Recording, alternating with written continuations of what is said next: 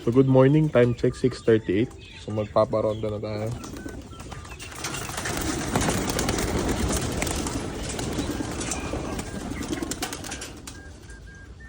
So kasali na nga pala dyan yung naka-derby natin.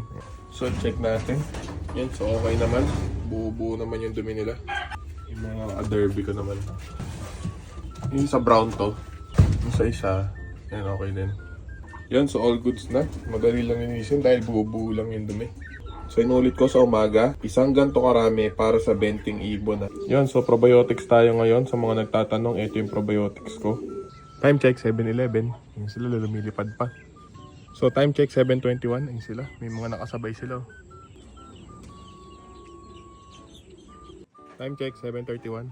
Ayun na sila.